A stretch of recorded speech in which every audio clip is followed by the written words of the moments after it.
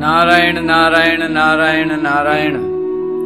अथ नवमोऽध्यायः। अवधूतोपाख्यान।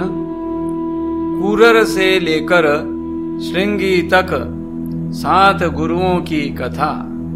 बोलिए श्री कृष्णचंद्र भगवान की जय। अवधूत दत्तात्रेय जी ने कहा, राजन, मनुष्यों को जो वस्तुएं अत्यंत प्रिय लगती हैं उन्हें इकट्ठा करना ही उनके दुख का कारण है। जो बुद्धिमान पुरुष यह बात समझकर अकिंचन भाव से रहता है, शरीर की तो बात ही अलग, मन से भी किसी वस्तु का संग्रह नहीं करता, उसे अनंत सुख स्वरूप परमात्मा की प्राप्ति होती है। परिग्रहो हि दुःखाय यत् यत् प्रियतमं नृणाम् अनंतम सुखमाप्नोति तद विद्वान यस्त्वकिंचनः। एक कुररी पक्षी अपनी चोंच में मांस का टुकड़ा लिए हुए था। उस समय दूसरे बलवान पक्षी जिनके पास मांस नहीं था, उससे छीनने के लिए उसे घेर कर चोंचें मारने लगे। जब कुररी पक्षी ने अपनी चोंच से मांस का टुकड़ा फेंक दिया, तभी उसे सुख मिला। मुझे मान या अपमान का कोई ध्यान नहीं है और घर एवं परिवार वालों को जो चिंता होती है वह मुझे नहीं है। मैं अपने आत्मा में ही रमता हूँ और अपने साथ ही क्रीड़ा करता हूँ। यह शिक्षा मैंने बालक से ली है, अतः उसी के समान मैं भी मौज से रहता हूँ। इस जगत में 2 ही प्रकार के व्यक्ति निश्चिंत और परमानंद में मग्न रहते हैं। एक तो भोला भाला निश्चेष्ट नन्हा सा बालक, और दूसरा वह पुरुष जो गुणातीत हो गया हो। द्वावेव चिंतया मुक्तौ परमानंद आप्लुतौ यो विमुग्धो जडो बालो यो गुणेभ्यः परं गतः। एक बार किसी कुमारी कन्या के घर उसे वरण करने के लिए कई लोग आए हुए थे। उस दिन उसके घर के लोग कहीं बाहर गए हुए थे, इसलिए उसने स्वयं ही उनका आतिथ्य सत्कार किया। राजन, उनको भोजन कराने के लिए वह घर के भीतर एकांत में धान कूटने लगी। उस समय उसकी कलाई में पड़ी शंख की चूड़ियां जोर जोर से बज रही थीं। इस शब्द को निंदित समझकर कुमारी को बड़ी लज्जा मालूम हुई, क्योंकि उससे उसका स्वयं धान कूटना सूचित होता था, जो कि उसकी दरिद्रता का द्योतक था। और उसने एक एक करके सब चूड़ियां तोड़ डाली और दोनों हाथों में केवल 2-2 चूड़ियां रहने दी। अब वह फिर धान कूटने लगी, परंतु वे 2-2 चूड़ियां भी बजने लगीं। तब उसने एक एक चूड़ी और तोड़ दी। जब दोनों कलाइयों में केवल एक एक चूड़ी रह गई, तब किसी प्रकार की आवाज नहीं हुई। रिपुदमन उस समय लोगों का आचार विचार निरखने परखने के लिए इधर उधर घूमता घामता मैं भी वहां पहुंच गया था। मैंने उससे यह शिक्षा ग्रहण की कि जब बहुत लोग एक साथ रहते हैं तब कलह होता है, और 2 आदमी साथ रहते हैं तब भी बातचीत तो होती ही है। इसलिए कुमारी कन्या की चूड़ी के समान अकेले ही विचरना चाहिए। वासे बहूनां कलहो भवेद वार्ता द्वयोरपि एक एव चरेत तस्मात् कुमार्या इव कंकणः।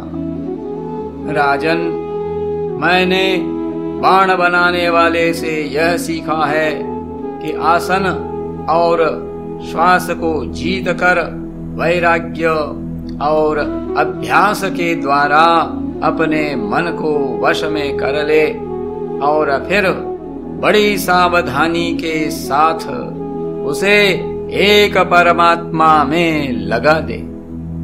जब परमानंद स्वरूप परमात्मा में मन स्थिर हो जाता है, तब वह धीरे धीरे कर्म वासनाओं की धूल को धो बहाता है। सत्व गुण की वृद्धि से रजोगुणी और तमोगुणी वृत्तियों का त्याग करके मन वैसे ही शांत हो जाता है जैसे ईंधन के बिना अग्नि। इस प्रकार जिसका चित्त अपने आत्मा में ही स्थिर निरुद्ध हो जाता है, उसे बाहर भीतर कहीं किसी पदार्थ का भान नहीं होता। मैंने देखा था कि एक बाण बनाने वाला कारीगर बाण बनाने में इतना तन्मय हो रहा था कि उसके पास से ही दल बल के साथ राजा की सवारी निकल गई और उसे पता तक न चला। राजन, मैंने सांप से यह शिक्षा ग्रहण की है कि सन्यासी को सर्प की भांति अकेले ही विचरण करना चाहिए। उसे मंडली नहीं बांधनी चाहिए, मठ तो बनाना ही नहीं चाहिए। वह एक स्थान में न रहे, प्रमाद न करे, गुहा आदि में पड़ा रहे, बाहरी आचारों से पहचाना न जाए, किसी से सहायता न ले और बहुत कम बोले। इस अनित्य शरीर के लिए घर बनाने के बखेड़े में पड़ना व्यर्थ और दुख की जड़ है। सांप दूसरों के बनाए घर में घुसकर बड़े आराम से अपना समय काटता है। अब मकड़ी से ली हुई शिक्षा सुनो। सबके प्रकाशक और अंतर्यामी सर्वशक्तिमान भगवान ने पूर्व कल्प में बिना किसी अन्य सहायक के अपनी ही माया से रचे हुए जगत को कल्प के अंत में प्रलय काल उपस्थित होने पर काल शक्ति के द्वारा नष्ट कर दिया, उसे अपने में लीन कर लिया और सजातीय विजातीय तथा स्वगत भेद से शून्य अकेले ही शेष रह गए। वे सबके अधिष्ठान हैं, सबके आश्रय हैं, परंतु स्वयं अपने आश्रय अपने ही आधार से रहते हैं। उनका कोई दूसरा आधार नहीं है। वे प्रकृति और पुरुष दोनों के नियामक, कार्य और कारणात्मक जगत के आदि कारण परमात्मा अपनी शक्ति काल के प्रभाव से सत्व रज आदि समस्त शक्तियों को साम्यावस्था में पहुंचा देते हैं और स्वयं कैवल्य रूप से एक और अद्वितीय रूप से विराजमान रहते हैं। वे केवल अनुभव स्वरूप और आनंद घन मात्र हैं। किसी भी प्रकार की उपाधि का उनसे संबंध नहीं है। वे ही प्रभु केवल अपनी शक्ति काल के द्वारा अपनी त्रिगुणमयी माया को क्षुब्ध करते हैं और उससे पहले क्रिया शक्ति प्रधान सूत्र महत्त्व की रचना करते हैं। यह सूत्र रूप महत्त्व ही तीनों गुणों की पहली अभिव्यक्ति है। वही सब प्रकार की सृष्टि का मूल कारण है। उसी में यह सारा विश्व सूत में ताने बाने की तरह ओतप्रोत है और इसी के कारण जीव को जन्म मृत्यु के चक्कर में पड़ना पड़ता है। जैसे मकड़ी अपने हृदय से मुंह के द्वारा जाला फैलाती है, उसी में विहार करती है और फिर उसे निगल जाती है। वैसे ही परमेश्वर भी इस जगत को अपने में से उत्पन्न करते हैं, उसमें जीव रूप से विहार करते हैं और फिर उसे अपने में लीन कर लेते हैं। राजन, मैंने भृंगी बिलनी कीड़े से यह शिक्षा ग्रहण की है कि यदि प्राणी स्नेह से, द्वेष से अथवा भय से भी जानबूझकर एकाग्र रूप से अपना मन किसी में लगा दे तो उसे उसी वस्तु का स्वरूप प्राप्त हो जाता है। राजन, जैसे भृंगी एक कीड़े को ले जाकर दीवार पर अपने रहने की जगह बंद कर देता है और वह कीड़ा भय से उसी का चिंतन करते करते अपने पहले शरीर का त्याग किए बिना ही उसी शरीर से तद्रूप हो जाता है। जब उसी शरीर से चिंतन किए रूप की प्राप्ति हो जाती है, तब दूसरे शरीर से तो कहना ही क्या है। इसलिए मनुष्य को अन्य वस्तु का चिंतन न करके केवल परमात्मा का ही चिंतन करना चाहिए। राजन, इस प्रकार मैंने इतने गुरुओं से ये शिक्षाएं ग्रहण की। अब मैंने अपने शरीर से जो कुछ सीखा है वह तुम्हें बताता हूँ। सावधान होकर सुनो। यह शरीर भी मेरा गुरु ही है, क्योंकि यह मुझे विवेक और वैराग्य की शिक्षा देता है। मरना और जीना तो इसके साथ लगा ही रहता है। इस शरीर को पकड़ रखने का फल यह है कि दुख पर दुख भोगते जाओ। यद्यपि इस शरीर से तत्व विचार करने में सहायता मिलती है, तथापि मैं इसे अपना कभी नहीं समझता। सर्वदा यही निश्चय रखता हूँ कि एक दिन इसे सियार कुत्ते खा जाएंगे। इसीलिए मैं इससे असंग होकर विचरता हूँ। जीव जिस शरीर का प्रिय करने के लिए ही अनेकों प्रकार की कामनाएं और कर्म करता है, तथा स्त्री, पुत्र, धन, दौलत, हाथी, घोड़े, नौकर, चाकर, घर द्वार और भाई बंधुओं का विस्तार करते हुए उनके पालन पोषण में लगा रहता है। बड़ी बड़ी कठिनाइयां सहकर धन संचय करता है। आयुष्य पूरी होने पर वही शरीर स्वयं तो नष्ट होता ही है। वृक्ष के समान दूसरे शरीर के लिए बीज बोकर उसके लिए भी दुख की व्यवस्था कर जाता है।